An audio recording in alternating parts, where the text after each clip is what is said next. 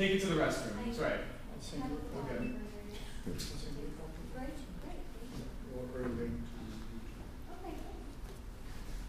Well, ladies and gentlemen, this gentleman does not need introduction, but I will anyway. Dear Andrew Friedman is back, and it was thanks to my wife Alicia that you're here. Because after we had lunch in New York City, she said, why don't you invite him? And I started thinking, I said, that would be a great idea. Let me find a way to get him up here. And sure, one thing led to another. We spoke at first about a commission for orchestra, and then once that was decided upon, Andrew agreed to come here and talk about his expertise in dealing with the wild field of pop music in the real world. So here he is. Okay. Hello, everybody.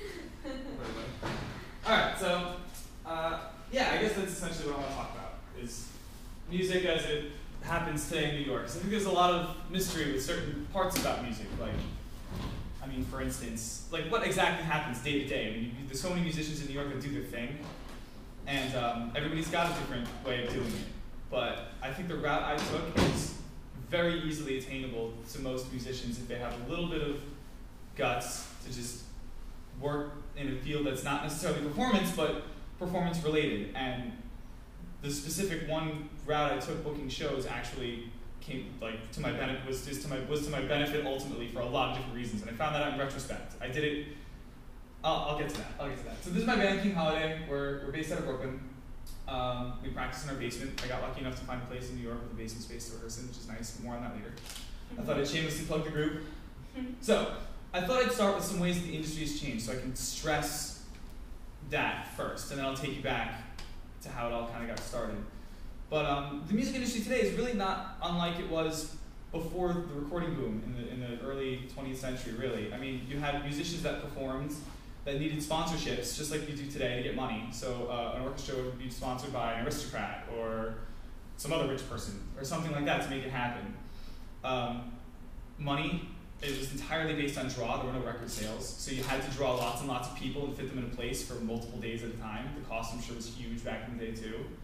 To throw in a production like an opera or something. And I guess to a limited level, merchandising with like sheet music, I think that might have gotten more popular as it went. But the music industry for a working musician now is really similar to it was to the musician back then. I think more so than this 100-year bubble that the record industry made a ton of money, and now it's not. So. Some ways the industry's changed big time is that recording technology is easily accessible and relatively inexpensive to consumers, and there are a lot of bands, a lot of them, especially in New York City. But what does that all mean? That means the market's oversaturated with bands who record their music, promote it themselves, and can distribute internationally at the click of a button. That's exactly what a record company did. The technology wasn't accessible, you had to pay a lot of money to go record it, and then they could distribute it, hard copies internationally. Now I can put things up on Bandcamp, send an email to my friend out in France, and have him promote it to a bunch of his venues in France. Let's say I have a friend in France. Also, there are a lot of venues promoting music, and back maybe even 50 years ago, you had two bands on a bill, and they'd play like an hour and a half to hour, 45-minute, 2-hour sets, like two sets like that. Like last night at Alley Cats, you don't see that anymore. Two bands playing for an hour and a half each. That's unheard of. Now, you've got a whole night from, let's say, 7 o'clock to 12:30, and there'd be 5 bands with 45-minute sets, 15 changeover times. They have to accommodate for how many musicians are there. And that being said, I think that we can all agree that the enthusiasm for listeners, this is not what it was many years ago. And you pack the house with like 5 different bands because each band draws maybe 15 people. And the venue needs that. The most valuable commodity to any business is people. That's something I've found. If you can bring people to a place, you've got a little bit of power and a little bit of control in your hands. So, that's just, in general, number one, first of all. I'll start with, I guess, a little bio, because to a certain point, my bio sort of would be a typical musician up until I got lucky. So I'll talk about that in a minute. But I'm from Monroe. We invented Velveeta cheese. We have the Cheese Fest every year. It was invented in our town. Our town used to be called Cheesecock. I know. So, Velveeta Cheese, I'm from Monroe. I used to live in Spring Valley, and then I moved a half an hour upstate to a better high school. I started playing bass when I was 13. I bought my own bass with my family chipped in for my bar mitzvah, like 5 of them got me like the starter package, the bass, or whatever. So I started playing, and I took lessons. And when I went to high school, I met this kid named Miles. And I was dating someone at the time. We thought that we should be friends. He played the drums. Our fathers both toured together with the Grateful Dead. It was just a big connection kind of a thing. And then I brought my brother, who was 12 years old at the time, to play guitar with us. And it worked out. So by chance, that's us. By chance, we started thinking, well, we have a band, but there's not enough places to play. We're these it's just a small town in the middle of upstate New York. Not really too many places to play unless we wanted to travel the hour and 15 to go to the city. So we thought, well, why don't we rent our own booking hall? Why don't we do that and throw shows for like 5 of our friends' bands, get a whole party together, and do it that way? So our band was called Undergrounding, for the record. And we would book out these ancient order of Hibernians halls, or we'd go to a Knights of Columbus, like downtown. And we'd talk to the owner and go, listen, we have a bill line, we have a night lined up, we need 4 to 5 hours with an hour cleanup time after. How much is to rent the hall? Back in the day, it was $300. It was like nothing. So we made a deal that said, for the first time, let's throw the show, and we'll pay you after the show. If it goes well, we'll do it again. If it doesn't, then we'll owe you. We live down the street. It's a small town. Everybody knows each other. You can break many caps later. Okay, he played ball with us. And we had Miles' parents, since we were too young, basically throw the show. It was their parents throwing the show as our band. We'd sell t-shirts. It was a great success. We'd throw shows twice a month, which I learned was maybe even too often now that you're in New York, but I'll get to that later too. We throw 2 shows about twice a month, and we'd charge $10 a head. We'd pay all our bands handsomely. We'd come away with tons of money. And when we had all this money, and we had the equipment that we wanted to buy, like PA and all our instruments set away, we started thinking about another show, something a little bit bigger. So when we were 16, we started throwing our own festival called Milestone. Milestone is a 3-day festival that was thrown in honor of my drummer's birthday. His father had a band called Keystone, and it was an excuse for them to go upstate and play in the middle of nowhere. So we all built a stage. The stage was dilapidated. So we went out when we were 16, rebuilt the stage. There's 2 stages actually. There's one down in the field and one upfield. This is the field, that's our bill from last year. We had a whole flyer with 22 bands, and about 250 people showed up last year. That's the field from Google Images. You can see, if you want to pass it around, you can see that there's a stage, tiny little stage, and it's on Easy Street. I know that sounds weird, but there we go. But we throw this festival, and some years it went better than others. Some years we had 5 bands, and there was like 30 of us, and that was great. Nice little vacation camp out. And we never wanted to make it. We never looked for sponsors. We don't want to make it this big money-making thing. We look to break even. It's just an excuse to have a party and hang out. So fast forward a little bit. I graduated from high school. I came here. Juan was my first-year advisor, who happens to be in the music department. We're playing Trainwreck, that game where you get to know each other and you say something about yourself, and then whoever has that about themselves too has to find a new place in the circle, and whoever's left in the middle. So I was left in the middle. I said I played an instrument. I happened to find a space next to Juan. He said, "What instrument do you play?" I said bass. And he goes, "Well, you have to talk to this person, this person, this person, this person. Go to the campus center tonight. The Oswego Jazz Project's there. You're gonna play with them." I said, "Okay." So I grabbed my bass, and naive little me walked up with a bass to this guy playing in the campus center with Max McKee and all of them, and that's sort of how it started. I didn't want to be a music major, it just kind of sort of happened. I just started realizing that I was taking 24 credits, basically with music and gen eds, so I had to declare something. And then I minored in cognitive science, and I graduated. So now I'm in purgatory. I'm in a place where I loved school, and I was into it, but I knew I wanted to take it a step further and do something else. I knew I needed to do something else. And being that my parents were only an hour away from New York, I had connections down there. That I can't stress enough. A lot of musicians will be at school and know that they want to go to New York to make a living and play music and get big and famous. But I got very, very, very lucky. I threw Milestone one year, and this shot fields, and it's intense. We have art things going on all over the place. It's intense. We had a big projector screen. We had a 5-foot wide by 5 foot tall by 8 foot wide projector screen that we played movies on. We had movie night. We did it at the tent. It's a beautiful place. It's a lot of fun. I have to be on stage, just proving it. There's Dylan Cypher. We do a Grateful Dead cover set every year because everybody's into the Dead. Guilty pleasure. I don't feel bad about that. Okay, and that's just me chilling. So I wanted to move to New York, and I got lucky. You know, I knew people down there. I had friends from high school that lived down there. So, and plus my parents didn't live too far, so I could find a job and theoretically travel to my job from New York if I could find one. So I made a list. I said, well, I need to figure out what's important to me. What do I want out of life right now? I'm not ready to settle for something else. I went to school for music. I dug myself this hole, and it's time for me to start figuring it out, right? So I broke my life up into 3 major categories. I needed to work, I needed a place to live, and I needed to play music. And I separated work and music, but work to me meant something music related. I wasn't going to settle for bartending or serving drinks. I'd go nuts. So I needed to do something music related. So I started making a list of my strengths and weaknesses, what I've done in the past and what I didn't. And back in high school, I worked at a music store for a year. I got very lucky doing that. I was booking shows already, so I knew how to do that and manage an event. But I made this big list. I could teach, I could work in a music store, I can sound engineer, I can promote events, I can book. I did venue promo twice. Oops. Venue promo is a little bit different. You're promoting the acts at a certain venue. Publishing, I have no idea what that means. I just wrote it down. I don't know what publishing is. I have no idea how to do it. I thought that it sounded cool. So publishing, studio work, and the people I know was a big thing for me. I needed to know. Now, when it came to looking for work, though, I would take day trips, and I wouldn't call a place to be like, are you hiring? I didn't care. I looked online at every music store possible in Manhattan, made a list, and went to every one of them with a resume to shake a hand. Because really, in the music business, 100%, it's all about who you know. I walked into a bunch of those music stores, and then they came out to see my show. I've seen them around, and I go, oh, hey, Rudy from Rudy's Music Store. How are you? You know, like, just, I've met him before. It's good to meet as many people as possible. Same thing goes for music schools. I searched high and low for a music school, and I finally found one. But I walked into every place. I didn't care. I made separate resumes for each sort of category. So I had a tech resume, I had a music store resume, I had a teaching resume, I had a performance resume. I did all this. But I go there personally, because really it is all about who you know. So, my next little, I guess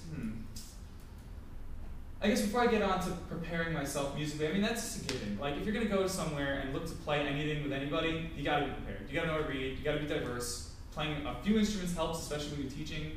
But doing the work on your own to make sure that you're familiar with different styles, that you have the terminology down, that just overall, in general, preparedness as a musician. But one thing I want to talk about were like abusive work environments for musicians, because they're out there, and I've been to a couple of them, and it's awful. One experience I had was at a music school where it was nice on paper. You know, they said it's easily commutable from New York City, which it's not. I worked at this music store before I moved to New York, so I would commute and travel with my car at the time, and it was 45 minutes away from my parents' house, and it turned out being like a 2.5-hour commute from the city, between getting from door to door. From my place in Brooklyn on 2 subways to get on a train to take 45 minutes to get to Ossining to walk a mile up a hill to get to the store. So on paper, it sounded good though. He goes, wages are like debatable. We can like talk about how much you get paid. You always have a full day of students from 2 to 8 or 2 to 9 whenever the store was open, and you don't have to work. You don't have to work on scheduling students, whatever. We take care of that. But I get there and they paid me $18 an hour, which is terrible. I mean, an hour. So I teach 2 students, spend an hour, and I get paid on the books maybe like $15. And when he said 2 to 8, he didn't mean 2 to 8 like solid 2 to 8 schedule. I would teach from like 2 to 4, get like a 2-hour break, not get paid for it, and then from like 6 to 9 I would teach. And I needed the money though. This is the crappiest part. He took advantage of every teacher there was from New York City. Everybody. And everybody just made enough. And he made sure that everybody's schedule was created so that you had different students each week, which was terrible for the kids. And you got there and you made just enough every 2 weeks to make it worth it. But I needed the cash. So I kept working there. And eventually I sort of started speaking with the parents of my students, which he totally hated. I had to sign this non-solicitation agreement, which again, not worth anything, so I don't care. So I ended up talking to a bunch of the parents, and now I've got like 8 private students from the school, because they recognized that they wanted a solid teacher, one teacher that could do it, and I was willing to come up and it's really actually quite wonderful. All the parents really coordinate together in an email to make sure I can get up in a day and knock out like 6 to 8 kids, and I get rides to places, and I take the train. And it's a 10-hour day, but it's way better. I would rather spend 10 hours teaching my own kids, making a decent wage. I charge $50 an hour for lessons, making a decent wage, and busting my butt for a day for however long, and then I'll be up there in 2 weeks. You know, it's once every 2 weeks. Or, yeah, once every other week for an hour. Because they were used to paying for half hour lessons. So, another abusive work environment. I worked at Rudy's Music Store in New York City. Is anybody familiar? Which music store? Rudy's Music Stop. It's on 48th Street. It's on Music Row. This is a street in Manhattan, in Midtown, that used to be filled with different music stores. Rudy's Music Stop, you had Manny's Music, there was a small Sam Ash, there were like tons of brass places, a big percussion center, a drum center. And right now it's just Sam Ash and Rudy's. Sam Ash bought everything else out. But Rudy's is probably the most heady boutique music store in Manhattan. And I thought it'd be great to work there. I was there as a kid, and I loved it. I hated selling, but I thought if I was selling in the best place in the world, like, how bad could it be? They ended up training me for 2 weeks, not paying me when they said they would, and I was there for like 3 weeks. It was awful. But they were totally abusive. I worked from 10 o'clock to 10 o'clock every day, 7 days a week, for like $11 an hour, and everybody else worked there for like $11 an hour too, that were much older than me and had been working there for many years because they needed the cash, and it was Rudy's. And to be honest, music stores aren't the greatest place to meet people anyway. You're trying to sell them a $1,000 guitar for their 5-year-old kid because that's the cheapest thing you have in the store, and you're just like, dude, go across the street, get a starter package so you can like dent it and ding it, and just, God, I'm like crying watching this beautiful guitar beat. So, abusive work environments, be on the lookout. It's not good. It's not good. What else? Okay, so as I was saying about Milestone, I threw Milestone one year, this past year, and this gentleman approached me. His name is Dan Melnick, and he lived with my friend Miles at the time, and he works for this company he owns a company called Turnstile Music Group. This is really where it kind of gets interesting. This is where it gets a little interesting. He basically started a company that serves as a halfway point for venues and bands. So he will solicit bands to play at venues. So we have like 13 venues on the Lower East Side under our belt, where certain venues are for new books, new bands, and certain ones are for bands that we know can draw well. And the more you draw, the bigger the room. But I want everybody here to take one guess what the average band draws in New York City, what the average number is. How many people does one band bring? 45. Okay, lower. 44. 9? Close. Is that what you said? 9? No, I said 20? 20? No. All right, lower. I was going to guess 8. 8? Very close. It's 7. 7 people. Yeah, sorry. Yeah. No, good, yeah, this man wins. So. You're close. I think there are 6 of us. So, knowing that, he basically has I'll give you the running, the long and the short of it. Basically, a band will get booked at least a month in advance. We don't book a band more than once a month because it's all about draw. After the first $150 at the door, we offer an online ticketing service where you can buy a ticket for $5 to the show. Day of the show is $10 at the door. And after the first, typically 120 to 150, so 10 to 12 or 12 to 15 people at the door, the band keeps 100% of the rest. The idea is to make a little money in each band, but do a lot of it. And the good thing about the company is that the more you bring, the more promo you do, the more self-promo you do, you sort of, you can up the tier of venues you play. So if you all of a sudden are drawing 60 to 70 people, we'll book you at Mercury Lounge, Brooklyn Bowl, Bowery Ballroom. We have connections there, which is kind of nice. There was a little growth there. I could see that. But Dan saw me booking bands at Milestone and running the whole thing, and he liked what I was doing. So he goes, listen, if you ever can find a place in the city, talk to me. I have a job for you. That's great. Within a week, King Holiday's bassist quit, so I had a band. And Miles's friend moved out of his house, so I had a place. This happened in a week. I got very, very lucky. As far as finding places in New York, that's tricky. That's the trickiest part, I think. Because work is hard, but finding a place that's reasonable with people that you can live with is even tougher. And it really sucks sometimes. It really sucks. But yeah, so I started working for Turnstile, and booking shows was great. And it really, I started to realize how many bands there were, and how valuable people were, and how booking shows really kind of opened the door in a lot of ways. I had a gig whenever I wanted now, wherever I wanted basically. I had a gig now. I realized that if I wanted to, let's say, let's say you want to start your own production company, or you want to produce music. By booking bands, you have a clientele now. You've got a roster. I have a roster of 50 bands that I rebook now. It's like not even work. I just rebook them once a month. And if I wanted to produce them, it's like, well, I record music. Come to my basement studio. I have a basement studio. We rent out for rehearsals. It's $10 an hour, which is dirt cheap. Whereas like it's $25, $30 anywhere else. We have all the equipment. So it's just knowing the people, knowing the band was great. It gave me a lot of options. It gave me a lot of options because that's the one thing I have. It's not recording. It's people. So that being said, I started booking for Turnstile. It started working out pretty well. I wanted to do something else though. I kind of really wanted. After a while, I started realizing what I wanted, and I kind of wanted a job instead of really hoping that a band promotes and brings a lot of people. And some weeks it's you get paid more than others because shows work out, some shows don't. It's really kind of hit or miss. I think you make an average of like $35 a band, average. But when you're booking 4, 5, 6 bands a week, it's not too bad. But it's still not enough. So now that I had all these venues in my pocket working for Turnstile, I figured I'd just walk up to every venue like I did and say, hey, do you need another sound tech? Do you need somebody else to run sound? I thought I could do that. I mean, I never did it before, but I could totally BS my way into that, sure. So I started asking around, and within a few weeks, I got a phone call from a friend who works for the company as well, and works for a venue we work with. He was leaving for another production company. He wanted to train me to do sound. So now I had a venue that I could run sound at, that I could start what's called poaching bands that aren't booked into Turnstile, book them, know they're drawing well, and I'll run sound. So that's pretty good. So far I'm running sound, I'm booking shows, I'm teaching lessons, and I was beat counting, which is a little different. I was helping out this professor with a research project on, he wanted to know if people recognized form, when the chorus happened, when the verse changed. So I had to look at a waveform and mark like where each section changed. Didn't pay a lot, but it was fun.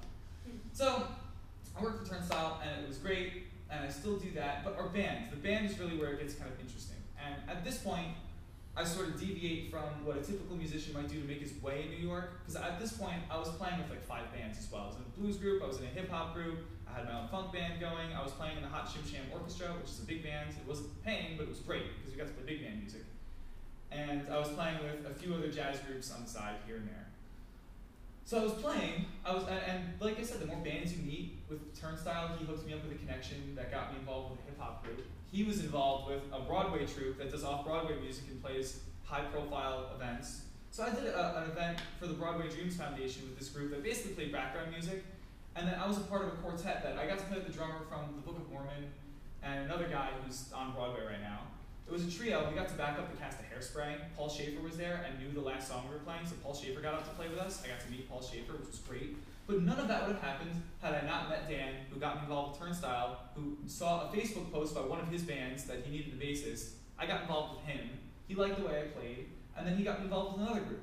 So really, it was all about meeting people, making friends. I can't stress that enough. I think that for a musician, 10% of your life is playing. 10%. That's maybe max. Maybe. After the gig, you got to be out like meeting people and telling your professors to come to your shows and really kind of making friends. I don't want to say the music industry is a big party, but I kind of have to say it. You have to know how to hang out. Don't do anything you wouldn't want to do. Don't drink. You don't have to do drugs and drink, but know how to be present and meet and make friends. Really. Like genuinely make friends, because that's better than saying it's all about who you know. If you're just looking to go have a good time and make a friend or two, you'd be surprised who you meet. So, Turnstile happened. I'm in this band called King Holiday. This is where it gets a little different, because I was a part of this project for about 2 years now. And recently some very interesting and amazing things have happened. I've had the best April. We got commissions to play at the Whitney Art Museum. They paid us about $15,000 to realize a dream we've had for a long time about a concept album we've been writing about a blues man. And essentially, this is our whole production is going to be multimedia. We want it to be an experience. We'd like to set up, let's say, the lobby of a venue as a sideshow with performers, dancers, singers, another show before our show. And our whole dream is maybe twice a year throwing a big event like we do here, 7 rooms, 1 floor, 2 shows a day for like 2 days, which is what we did. We put it on, and some pretty awesome people came. This is us on stage. We have an 11-piece band. There's 3 horns, 2 backup singers, a lead singer, plus a keyboard player, percussionist, guitarist, keyboardist, drummer, and me. So it's a big band. This was a show for the Whitney. It was called Blues for Smoke. That's us doing in Blue Voyage. It's a little flyer. I have a couple if anybody wants one. So at that point, we played the Whitney, and our friends, and again, everybody we knew came. We invited anybody we thought might be relatively important to come to the show and guest list them. So our guitar player's boss's best friend is the vice president of EMI, who just got bought out by Universal. So that being said, he wanted out. He was in EMI for 20 years or so. He was the president. He's vice now. He's sort of weeding his way out to start his own label, which is kind of nice because he wants us to keep our masters and everything. But he came to the show and loved us. So we've been meeting with him. Through our Turnstile connection, he's been dealing with sponsors these days. He's been really trying to get sponsorships happening, which is huge for a band. Huge. I mean, like, money is big. And that's just money getting thrown at you to have free booze at your show, essentially. Because if you can draw people, we have an 11-piece band that draws an average of 250 people now to a show. We've had upwards of 3. And I mean, just to approach a sponsor and go, we have this many people at a show consistently. Sponsor us to have your alcohol at our show or whatever, your product at our show, and pay us to throw the show, and we'll make it happen. So Dan's been doing this for his own company and for our band for a little while, but he approached an event, a woman who was in charge of an event called Sleep No More, and it's an off-Broadway show at the McKendrick Hotel, which is a hotel that hasn't been changed since Prohibition. And it's this A-list event, it's an AIDS benefit. Neil Patrick Harris and Hugh Jackman are hosting, and Kanye and Sandra Bullock are playing, and we're opening up. So that kind of happened for us, which is nice. It hasn't happened yet, that was May 30th.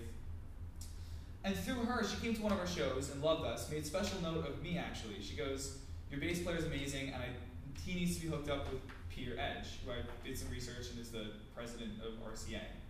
So she's been in touch with him, made special note of me, and then he got in touch with me, and I met with him before I got here. He wants to talk about our band. We started talking about our band. He realizes he thinks we need like a little bit of a hit song. We need like a pop hit song. But once that happens, he'd be happy to work with us. We don't need major representation right now, like Lady Gaga does and Taylor Swift, who gets like Diet Coke to sponsor her tour and is playing arenas. She needs a big production like that. She needs a major record label. But I agree with him. We don't need a major label right now. We need something. We need management. We need help. We need to be playing more shows. But he said basically after that, he goes, what I really wanted to talk to you about was signing you to RCA as a session player and as a songwriter. Would you be interested? So I'm talking to him when I get back to New York after that. But essentially, when it comes to New York, there's just some good advice to keep in mind. Maybe this is just me, I don't know, take it or leave it. But get good at making friends, it's all about who you know. It really is. Be diverse so you can be ready for any opportunity. I know Daniel Barrick's a big fan of going, be prepared, always have your instrument. And it's literally happened where I've had my bass on me, I've been walking around, and then a band stops me outside a pizza candy store and goes, hey, our bass player just quit. Dude, is that a bass? Can you play? Like, sure, okay. But be diverse. I play upright, I made sure I played upright in college. I knew that I was starting late. I knew that I probably wouldn't be nearly half as good as half the people that did play upright, but it was just another way for me to be diverse. I have some facility, I can play, I guess. Use social media wisely. I use my Facebook not to BS, but to like promo.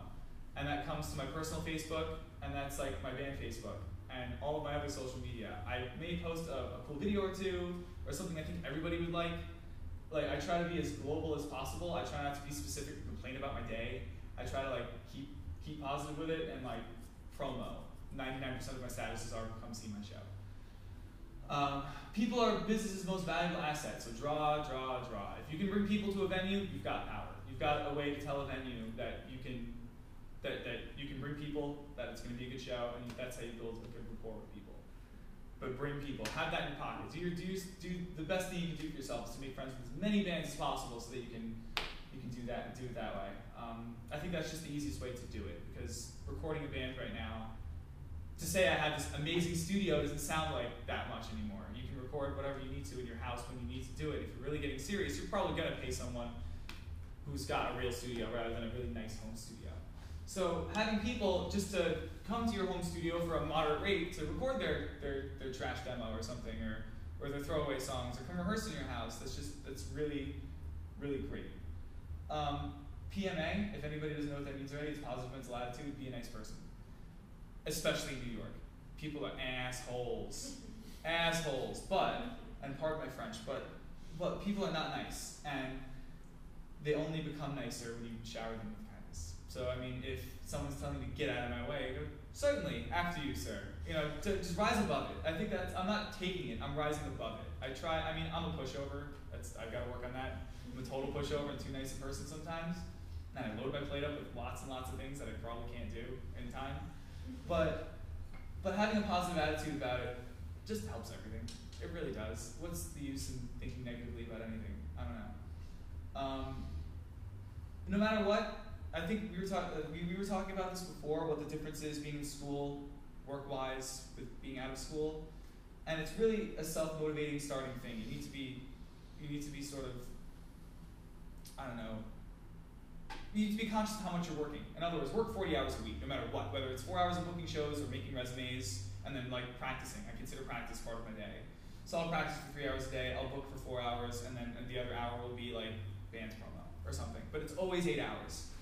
And because I work on my own, it's kind of nice. I have my own schedule. I can wake up at like ungodly single digits in the PM and just work when I need to. But I mean, it's as long as I'm putting in the 8 hours, I don't feel so bad.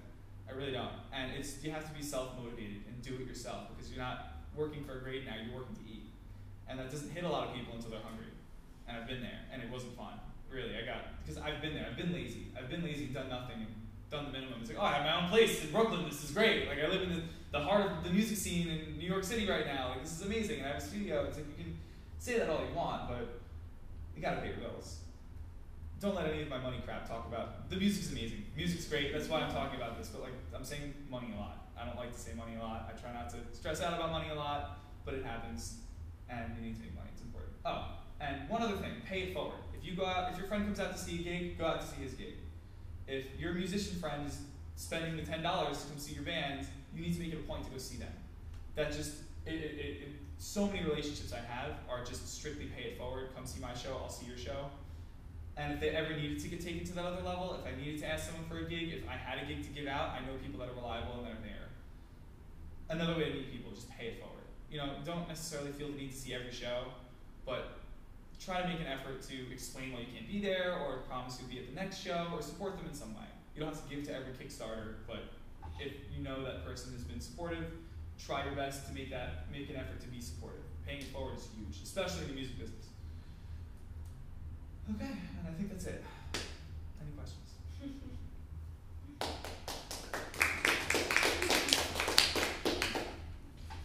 Breaking the dust. I've got a comment, I guess. One thing that the first time I met you, and it was that night, the opening night with OJP, and I think I'll never forget it too, Eric. I think you were a little bit nervous. I'll put it that way. But just throughout the years that you were here, and I can see that that's probably even more so now, even if you were scared and sweating bullets, you still did it. And that's something I've always admired with you, and I think that it looks like from the stuff you're doing now, it's like, yeah, this frightens me, I'd better do it. Hell yeah. And that attitude really, I think, is amazing, and that's what it takes in this sort of environment to get ahead. But let's be honest, in any music business, in order to get a teaching position or performing anywhere, or say you write music, and if you just sit in your closet and write great pieces and nobody ever hears them, then you're not going to make any money with that. So, but I commend you on your ability to do stuff even if you're frightened and shaking, which I gotta eat. I gotta eat. I can be scared all I want, but I gotta eat. I gotta go to battle. It's time to go. You know, it's like not even a question. I mean, right now I'm talking to lawyers reading contracts. I don't know what the hell they say. I don't know anything about a lawyer, but I'm calling everybody I know to make sure I can get a good one that is out for our best interests. You know, it's like that's important. It also helps that I have a lot of people in my band working on that with me. That helps too. That we can allocate tasks and we get along. We're kind of like a big family. It's kind of nice. Like I live with my singer and my drummer and our booking agent from Turnstile. So like when he's working, I have no excuse but to work. Otherwise, I get yelled at and called a jabroni. Like, you're totally lazy. Stop being a hipster. Start working. So that helps. I definitely have a lot of help, and I've gotten extremely lucky. I'm a blessed person. I've gotten very, very, very lucky. I don't want to say that and sound like I'm a total pompous asshole, but I've gotten lucky. It's true, and I think a lot of it's luck. And a lot of it was what Mike was saying yesterday. Michael Davis was saying he really believes that putting out positive energy in the world comes back to you, and I think that's totally true. I mean, look where he's at, and he thanked the stagehands for a water. Like, come on, the dude thanked Mishari for getting him water. that's awesome. I mean, yeah. So it's I totally believe in that. If you're, and maybe that's just an American attitude. I think a really American value is if you work hard, you'll make it. You'll make it. I think it's a really American value.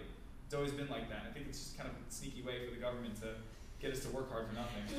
but I mean, I think more so than just working hard, just being positive and putting it out there and doing things like paying it forward and being a nice person. I think that's always been very important to me, is personally, not just for making connections in a selfish way, but for me.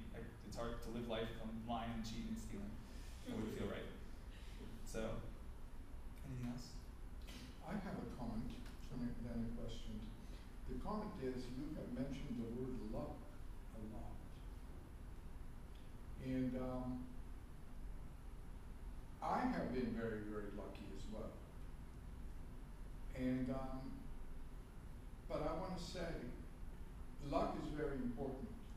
But I think that in your case, the passion that you have for your music translates into dedication, which, you know, it's like my wife likes to tell me that I am the luckiest man when it comes to finding an open parking spot.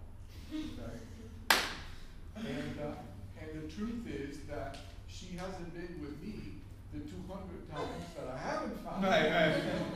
Right. So it's dedication that you have to your trade, to your art, okay? And yes, there is luck, but the luck happens to those that are in the front of the game. And those that are in the front of the game are the ones that are working at the game. I know people that are doing what I'm doing and aren't making shit. I do. I know people that are doing what I'm doing too and are having a hard time. I do. I agree that luck is a part, but what your dedication that you have to your trade and art is really remarkable. Oh, thanks. I mean, you have loved playing. When you were here, you were practicing 8 hours a day. Oh yeah. Until you hurt yourself. Oh yeah, I didn't even say that. I wanted to make a special note, but there are not a lot of musicians here that really, because we know, and you know. But if there were more people here, I'd like to stress, like, take care of your hands. I would say something like that. I was going to hand out cards for the Adirondack physical therapy place that totally saved my life, because I had tendonitis and it was not fun. And I would, if there were more musicians here, I would have made it a point to be like, take breaks, know your body, Alexander technique, talk to Barrick. You know. So yeah, but thank you. I appreciate it. I don't know. I think that. Yeah, I don't know. I guess when you play, like I said, the music part of my job is 10%. That's the only percent I like. I don't like sitting around and booking shows necessarily. I mean, it makes me feel good that I'm hooking up a band with a show and that I'm treating the band as if I would want to be treated if I was getting booked or I'm event managing or something. But I mean. But the other thing that you brought up, which I think is very important, and I wish when I was your age, I had the wisdom that you have at your age, but that's a different story, is flexibility. Diversity. You were here to study music, and you learned bass, but you were able to do so many other things as well. You got into sound production, recording, into booking, as well as into actual music making and teaching. Okay? And that's really great. And I guess to keep that open mind is what pays the bills. I guess, I mean, when I say luck, I don't necessarily mean like day to day, but like the fact that when I was a kid, I booked shows and worked at a music store and that applied 10 years later. That helped me out in life 10 years later. I don't know how many people grow up booking shows, but I did. And I do it a lot now, and it helps. So I think maybe that's what I meant by luck. There it is. So, how did the test go? Alright. So, I don't know, I guess, in reference to playing, if you're a musician and you're doing all this stuff, it's all crap. It really is. Eric doesn't like doing paperwork. Guys, Eric doesn't like doing, Juan doesn't like doing paperwork, but you do it because it's a part of it. It's a part of music, and nobody's gonna like their day all day, but when the music hits and that 1, 2, 3, 4, the downbeat hits, I'm underwater. It's just different. Nobody else is in the room. I'm in my house practicing with my band, and it's the greatest feeling ever.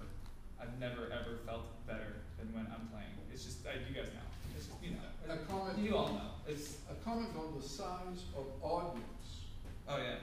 I was in New York City, I called him up, and he said, come and see me, I'm playing a show with an Israeli guitar player. Oh yeah, at Arlene's Grocery. And, I mean, That's a venue, by the way. It's not a grocery store. No. It's a very old venue that David Bowie and Mick Jagger used to hang out at. supposedly Yeah. famous. Very famous. Yeah. No, it's very. So I head out to Arlene's, what was it called? Grocery. Right, grocery. And you were playing your gig at 8 o'clock. Your Friday, terrible spot. And terrible. my brother, myself, and one other person were there. Yeah, then my brother left. Yeah, that's right.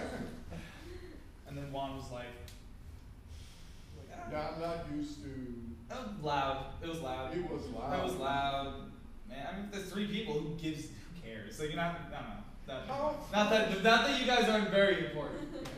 How is that woman doing? This guitar player was fantastic. Yeah, she's great. And she was about 4'5", Bald. and she had amazing energy. Yeah, she's doing great. She's actually, she moved from Israel to Boston and went to Berkeley, and then through some connections went to New York. How did I meet Bat Or? I met her. Her name is Bat Or Kala. BAT-ORKALA. I met her. I remember that. I remember this. I met her because I played a jazz gig. It was like upright and a saxophone, me and my saxophonist, at this art gallery that focused their whole exhibition on Palestinian artwork from Palestinians. And she was there and played, and she mentioned that she needed a bassist. She liked the way I played, so I ended up playing with her. She's doing alright though. She's actually on tour. She did a Kickstarter for her album, and she got like $6 grand. So she's been in Florida, and she's on tour with herself, doing a solo thing. She decided to go solo. She's into the whole Robert Johnson Delta blues thing right now. She's very much into the blues. But she left. What are your future plans? What you have coming up? I'm playing Brooklyn Bowl on May 22nd, and then May 30th we're opening for Kanye and Santa Gold. In July in August, the week before the 16th, we're playing the Big Ups Festival, which is in upstate New York. We're playing the worst time slot at 12 o'clock noon on Saturday. But our singer is playing with Kung Fu on Friday night as they're doing a Prince cover set, and he's Prince. So that's pretty cool. He gets to play with Kung Fu and be Prince. And then the weekend after that is Milestone. So we're doing Milestone 25 this year, which should be fun. Where is it exactly? Harpersfield, New York. It's 20 minutes south of Oneonta. It's not too far. It's not too far from here. Nate can attest. He played at Milestone. Nate, Manny, Cronin was there. I think they had fun. As far as other plans go, I'm in a holding pattern. I've been talking. Talk is cheap, especially for a big time record label, and I'm in a holding pattern. I have meetings, and I need to be flexible. I just got another job at a venue running sound too. So now I'm working like 6 days a week running sound at least, or well, at most, I guess. But it's good because I got this other gig at a venue running sound, but I knew all these sound guys and I wanted to be flexible. So I sort of started my own little sound production company where I have these other guys under me and I get them gigs when I need to take off, and all the venues are cool with that because they know everybody. So I basically say, listen, I'm the official guy at these 2 places. When I need off, I'll give you a call. So I can get off whenever I want, which is kind of nice, and they're sort of working for me, which is kind of nice. So that's cool. That was another creative way to go about being more flexible with work and getting what you want out of it. It was like I could work 3 days here, Monday, Tuesday, Wednesday, and then whenever the other venue gets me gigs on Thursday, Friday, Saturday, I'll have to work there. Or I can just pull my resources together and make my own company and sort of start allocating people to do their thing. Again, people, it's great.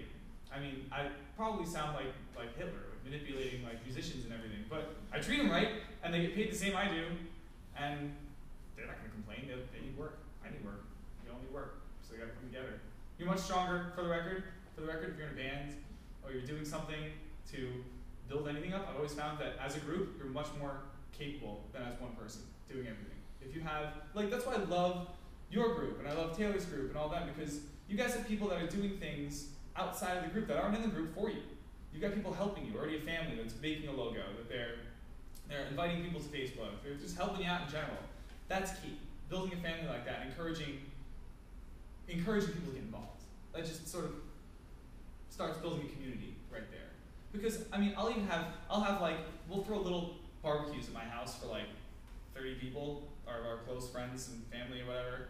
And I'll tell them at a show, if you see someone you don't know, approach them, say hello, give them a hug, buy them a beer, make a friend, because they're gonna come out the next time. That'll be helping us out. Maybe not buy them a beer, but like help, like make it so that they're welcome. Make it so that they feel like they're a part of something. And that's on the responsibility of the artist too, of the audience too. I guess I'm trying to make it so that it's like that. But that's next. I just got a new sound gig, and King Holiday's doing things. I'm sort of in a holding pattern. I have to talk more. But as far as money goes, I'm kind of all set. I just need to keep I working. remember your first emails after you left were depressed. Oh, hell yeah. You were concerned about how to make it. Well, And then you found a way. well, I don't live with the easiest person at home. My father and I don't get along. I won't talk about my daddy issues very much. I can be a stripper with one of my daddy issues, a really good one. But you don't get it? No? Strippers with daddy issues? No. Anyway, so I mean, he's the owner of a third generation family business. My family made their living since my great grandfather came over on a boat, I suppose, whatever way is there back in the day, and started a plumbing supply with his friend Blackman, who ended up leaving and starting his own business. And it's just been in our family for like 3 generations. So he wants me to get involved with that. And the longer I sat at home without a job, making resumes and practicing, the longer he started getting fed up with me. So it was just, I think in a large way he sort of made me hustle. I think it's a good thing because he definitely made me hustle. So get out. But in a way, I was definitely not happy. It's like I was just in a weird place. I mean, when you're unsure of your future and you're unsure of how you're gonna make money and where you're gonna be, and you're all of a sudden out of school where you were playing music for 8 hours a day and doing what you loved every day. That's why I loved college. I loved being here. I could go to class and relax for like an hour and a half and then go play more music. And then relax at a class and chill out and talk to people that have nothing to do with music and get away from it for a little while and then play more music. And then at night, oh awesome, I get to play a musical and then my own gig? Sweet. You know, it was always like playing. It was great. But then I was in this place of like at home. My dad has the same Dead collection, and I'm like jonesing for some like Dave Holland over here, and he has no idea what I'm talking about. And my whole band never went to college, so I'm like the only person arranging these horns or whatever. And it was like I didn't know what I was doing. I had no band, I had no work, I had no place. Now I have work, a band, and a place. Now I'm happy, but I had none of those things. I had a list of to do and nothing that's been done. I think it's really freaked me out. You're not waiting tables. Hell no, I did it for 2 weeks. I did it for 2 weeks and I quit. It was bad. At least I dropped a fork on Michael Stipe's foot, on his shoe, and it stained his shoe. Do you know, does anybody here know who Michael Stipe is? He's the singer of R.E.M. I was serving, and I grabbed his plate and a fork falls in his shoe. I go, dude, I'm sorry, my bad. If gravity could say my bad, I'm saying it for him, then I'm sorry. And he goes, that's not gravity's fault. You definitely did that. Like that happened because you were late. You messed with the plate and then it fell. Sorry. It's like the last thing I said to him other than have a good night. Or what else can I get you, sir? I hate it. But yeah, I definitely worked there for a few weeks and served some tables, and I don't like doing anything else with music. No, I'm not good at anything else, I don't think. So, any questions? I got a question for you. Is there anything that you did that you regret or you think was a mistake at the time? I mean, I think you have such a great positive attitude and you're able to turn challenges into these opportunities. Is there anything that you, like the way you responded to somebody or an opportunity you turned down or something that didn't work out, or that's a good question. Did you get fired or? Oh yeah, I'm gonna be sorry. Okay. So I have a couple of different, definitely there's a few of those. That's something I would ask. Like, when did you screw up? Tell me when you screwed up. Well, okay. So when I initially was at the music school, I sort of flipped out, and it wasn't good. I don't flip out, but I flipped out. The secretary of the school came in. A student was like 20 minutes late to a lesson, and then she goes, "Can you teach for the whole lesson? Everybody else will be 20 minutes late." And I look at her, I go, "No. You have to respect everybody else. Everybody else's time. Now everybody else is going to be 20 minutes late, and am I getting paid for the extra 20 minutes? She goes, no. So well then, I'm not doing it. Sorry, but I put in my dues, but I'm sorry, you were late. I said, I look at him, I go, George, you were late. You understand, right? He goes, yeah, I get it. Like, okay. So she walks away, gets the owner walks in and he curses in front of the student. He goes, you're not gonna do me an effing favor after all I've done for you. And I go, no, not when you talk like that in front of a student, no. So he goes, get done with the lesson, pack your crap, leave me in my office. So I knew right then and there I was getting fired or something. But he has it out with me, starts yelling like, you know, F this and F that, I've done so much for you, you've been here for a year already, you taught the summer camp, like I thought we had this great thing going, what the hell's your problem? And I started yelling back at him, and then he basically looked at me and went, so do you want to be here? And I said, hell no! He goes, you're fired, get out. So I took my sweet time getting out, and that was like a blessing in disguise. I felt terrible up until I got to the train station and realized, I don't have to do this anymore. Woohoo! Like, you know, I have to make more money somehow, but I don't have to do this anymore. I have so much more time. So I definitely basically quit, and I shouldn't have. I should have given them a 2-week notice. I should have, for my students' sake, said goodbye and like asked more of them if they wanted to do private lessons once I left. I should have given a notice, but I had it up to here with the place, and they asked me to work for free, and I was like, I'm getting paid nothing as it is. I'm not working for free. And I guess another good story, I guess, would be on a few occasions I've booked a band, they did okay, and then like I kind of ignored them and didn't book them again, which was half on purpose and half by accident. Like I would look at my email, I'll get to it later, that's not so important, and then it was like 2 months later, the same band, they're called Gangster Grass, they suck. They're like a hybrid country hip hop. It's like Leonard Skinner or like Sweet Home Alabama meets a backbeat, like a hip hop backbeat, and it's just not good. But it appeals to a lot of people. They drew like 30 people to their first show. The next show they played, they drew 500 people, and I could have made a crap load of money, and I was so mad. And they were mad. They're like, you see what you did? Like, this is what you get. I guess they don't suck that much. 500 people. I told Katie Holmes she looked beautiful, and she told me to get away. You regret that, or? No, that was pretty funny. I don't know. I've messed up. I've screwed up before. I mean, going hungry sucks. That's not good. New York is a constant party. Don't get caught up in it. You can go out every day, all day, and do something crazy, probably for free, and get away with it and do nothing. I know people that literally do nothing. My drummer does nothing. He gets unemployment and does nothing, and hangs out with his girlfriend and practices his drums, and that's it. So I mean, that's great and all. That sounds awesome. You know, that sounds great, but you can get easily caught up in like in a giant party. Don't do that. Don't do it. Take it from me. So I guess I've lost focus in New York, and it happens. And I had to really, it's up until recently, especially with the commission, I've had to really find a balance between introverted, maybe that's not the right word, I guess, like, I had to find a good balance between self-discipline, a lot of self-discipline, and balancing social life too, because that's also very important, knowing people and making connections that way. So yeah, I think that's something I had to learn as I went, and that I regret not learning sooner, because I could have been in a lot better position than I am now, had I not screwed around so much. Could have been worse. It definitely could be worse. Oh yeah. Any other questions? Before I get this? Tony, you want to say something about life and as a musician? Any plans for after school? Same thing as you, man.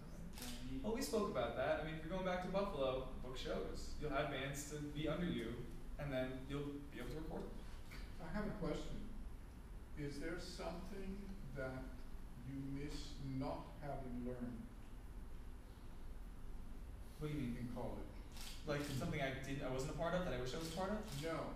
Is there some skill, personal or music or whatever, that you wish you had learned that you had to learn the hard way?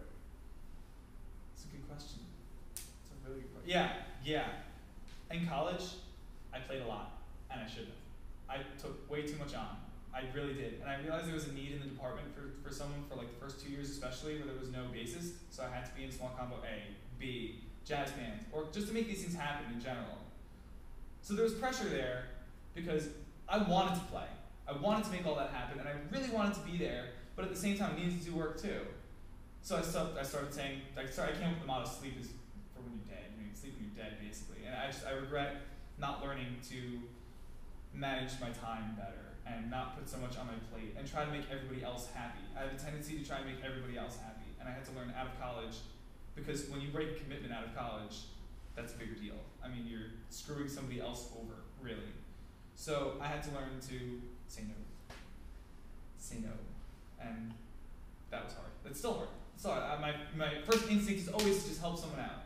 Always just like ask, can I help you? But then Well, because that's why the you're help, so lovable. well, but because the help is needed, but I can't do everything, and if I have other things going on, I gotta do it, but I'll take too much on my plate. I had to learn that out of college. That was bad.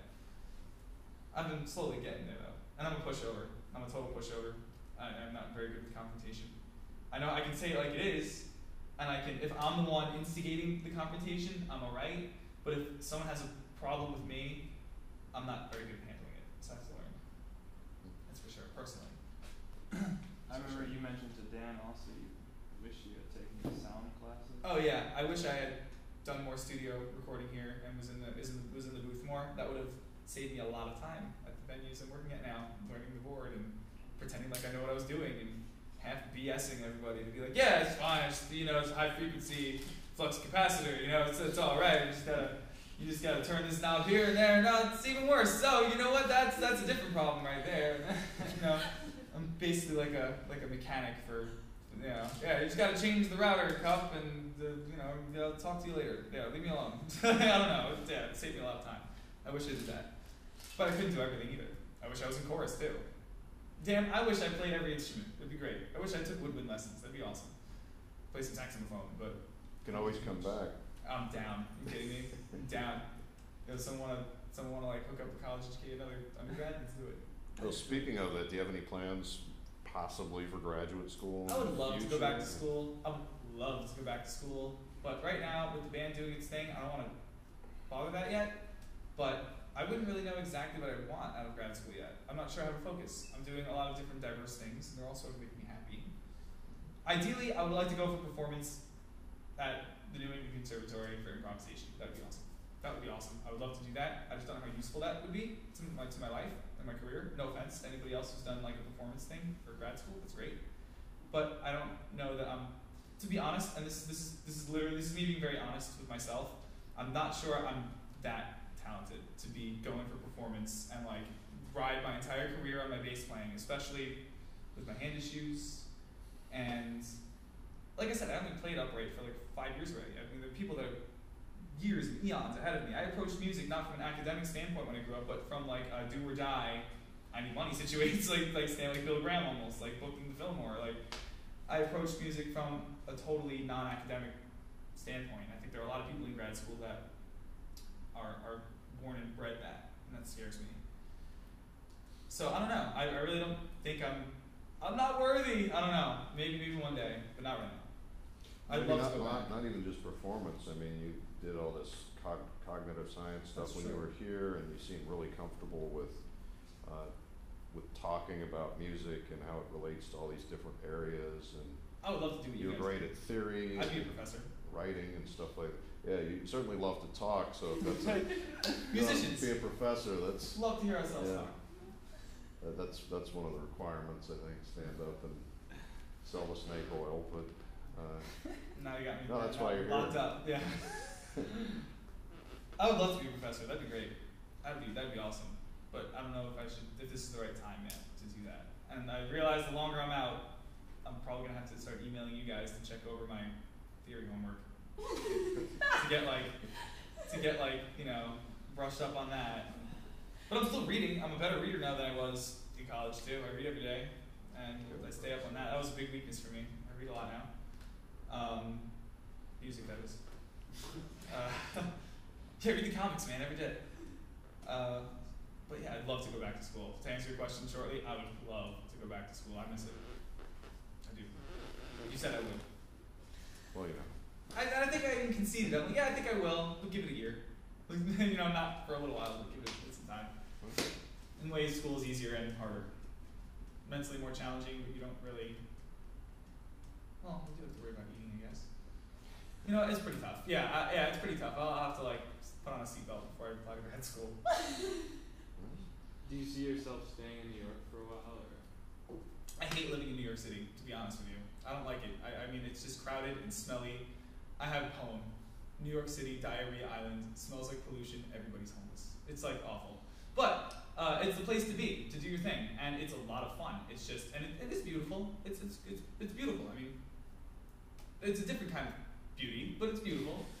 And the people the people can be hit or miss. It's always an adventure. It's always interesting. And there's always a story to tell about your subway trip, but there's always something to say. But I mean, I feel like a lot of people think that their project's so important and nobody else is. And I mean, you can rise above that. It's more like I'm sick of living in dirtiness. I don't want like. Yeah. I'm sick of being stuck underground when it's really hot or freezing cold to go on to and being a slave to public transportation. I hate that. And like, there's certain things I don't like. There's certain things I love about it. And like I said, I live for the 10% of the time where I get to sit down at my instrument and play. If New York City's the best place for me to do that, so be it. It certainly seems like it's a good place for any band that knows what they're doing. Playing once a month so you don't kill your draw and keep your network solid. Trying to find the light in it. I don't know. I got very lucky with the place I live. I live with a lot of great people, and that's nice. But if it wasn't for that and a lot of other just living circumstances, like I live in a basement space with a window. It's just like not an ideal place to live. It's not a way to live. I gotta get out. I want to go on to something better and maybe live on my own. But and I'm getting close. I'm getting very close. But yeah, New York is. You guys know. You know, it's great. It's great to vacation in New York. It's great to have like visit for 2 weeks.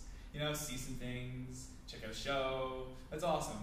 But to live there and to be involved with that daily freaking grind and hustle of everybody trying to do everything, It's hard. it's a pain in the butt, to be honest. It's a pain in the butt. And you gotta look cool and be cool. I've already conceded the fact that I'm just not cool. I'm not. And it takes something like The Whitney to make me seem that way. It's like, I'm just not. So, it's okay. That's alright. I do it, and don't get me wrong, I don't hate my life, I just don't like the city. I don't like New York. It's gross. Me and Wojtek would talk about that a lot. He doesn't like New York either. Yeah, when Michael Davis said he was from like the Bay Area and he was in New York, I was like, what are you doing? Well, dude, I mean, come on. Check out his apartment. I'm sure he lives in a swanky part of town in a swanky place. Oh, but, yeah. you know. Not anymore. No? But that's another story. Okay. Yeah. Well, anyway. It's gotta be better than I'm But, living. you know, 5 other dudes. upstate or downstate New York versus Yeah. California. Well, I mean, because what I just was said, you know, it might sound like glorious and you're making money doing music, but I live with 5 other people with 1 bathroom.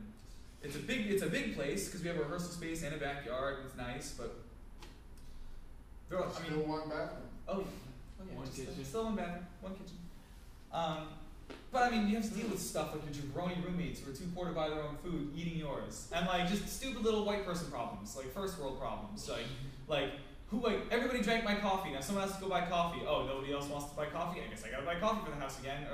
Or dumb things like do your own dishes, and then they pile up. And now you can't get a glass of water. It's like because 5 other people don't know how to take care of themselves. It's like gross. There's ways to teach people to do that. Yeah, give me a licking stick. I'll show them. I used Sorry. to wash my dishes in like the kitchen sink, and then like I had my own stuff, and I started taking mine. Yeah, there you go. Exactly. Like, oh, you don't got a bowl with your cereal? There's always something. There's always some way that you can be blamed for. It's like, yeah, I know you did your own dishes, but like, look at all these other dishes. They're not my. I don't want to talk about dishes. Yeah.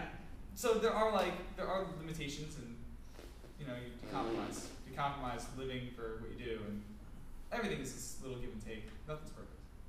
One day I strive to play in a white room by myself and get paid thousands of dollars to do it. That'd be awesome. But until that happens, here I am. So you, Brooklyn. Oswego family. I miss you guys. I did. I really did. Well, best wishes with everything. Thanks, you too. And good luck in grad school. Both of you guys. Thank you. Really. I wish you the best of luck. Anytime you're in New York, you call me. Here. You have You a don't place have in to there. be in Bowling Green. Yeah, hey, that'd be awesome. there's a Bowling Green stop off the 6th Street. Like maybe I'll like teleport from one to the other. Right in Bowling Green. Dude, seriously, yeah. I mean, if you guys ever visit New York, want to see a show, and need a place to stay, like we've got 5 couches. That's not a joke. That's not an exaggeration. They call our house the Jabroni Hostel. All our dumb Still friends. one bathroom. But you don't have to pay, you just have to help with the dishes, right? Exactly. And buy Yeah. coffee when it runs out. Right, yeah. Listen to the Dish Nazi. Bring a bag of coffee and you're fine. That's right. Yeah. Please, that'd be great. Yeah, that'd be awesome. But seriously, anytime anybody's in New York needs something, anything, just give me a call. Obviously. Anything else? Well, next time you're on Oswego, you better find a new place to stay. 'Cause you stink. That's right, dude. I took my annual last week. What do I tell you? My annual shower. Gross. Anyway, no, I showered yesterday. Thank you. Thank you. Thank you.